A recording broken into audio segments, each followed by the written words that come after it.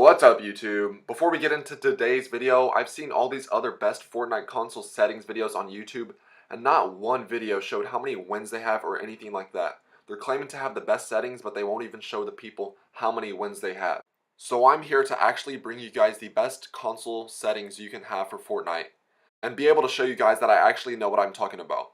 So I'm going to bring you guys a comparison of me and Ninja's Hyper, someone that's considered to be one of the best Fortnite players in the world. And this comparison consists of our last 7 days of solo matches.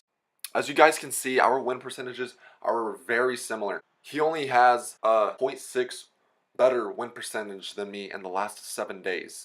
Now, I'm not focusing on any other statistic in this comparison. You guys can take a look for yourselves. I'm just trying to prove to you guys that I actually know what I'm talking about by showing you that I win the majority of my games. The screenshots of our stats shown were taken a minute apart from each other, and there was no Photoshop done to them or anything like that.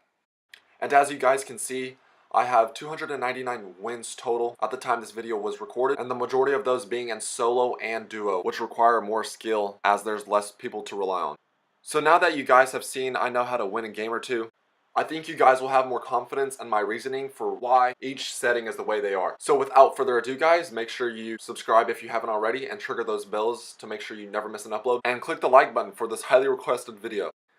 Thank you guys so much, and now let's get into today's video. Alright guys, so let's get into what you guys have finally been waiting for.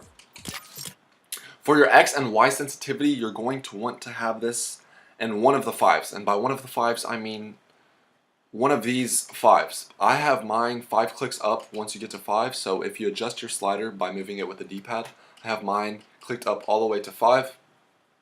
Anywhere in that range is pretty good. I would recommend not being on the lower end of 5, being on the higher end, so you can build your 1x1 forts fast. You don't want your sensitivity too high. A lot of people think you need your high sensitivity to build fast. This is not true. The only thing that would change is your 1x1 forts, and you would be taking away your close quarter combat shotgun hipfire accuracy. Next, for your ADS sensitivity, this is for whenever you're aiming down with like an assault rifle.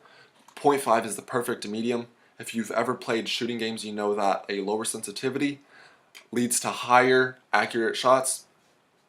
So 0.5 is pretty low in this game. Anything higher than that, I wouldn't recommend. You would just be missing shots, and just because your thumbstick is moving too fast. 0.5 is the perfect balance to be able to lead your target and be able to keep up with moving targets from far range.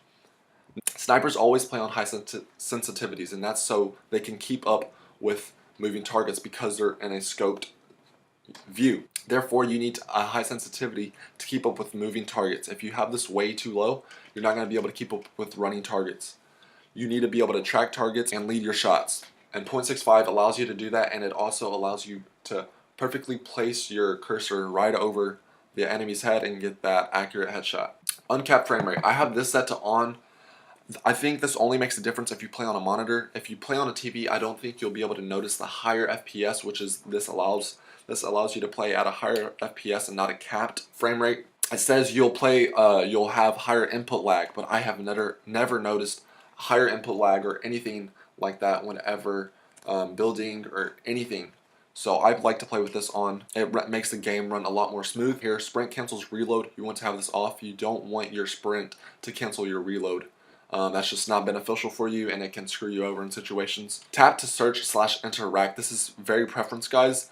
The difference between the two options is if you have this set to on like I do. If you press X over a chest or an ammo crate, it'll automatically fill up the little loading circle for you whenever you get those chests, instead of having to hold it throughout the whole duration.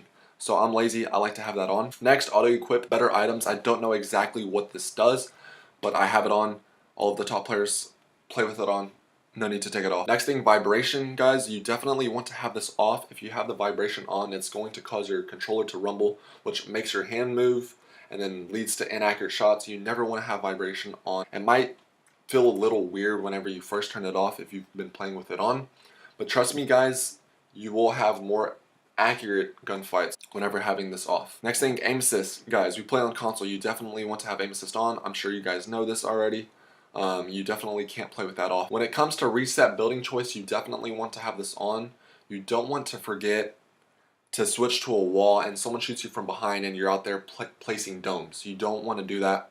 This also allows you to build faster 1x1 forts and be able to push people more effectively by placing walls in front of your ramps. Next thing is show spectator count. This is obviously preference. I play with that on.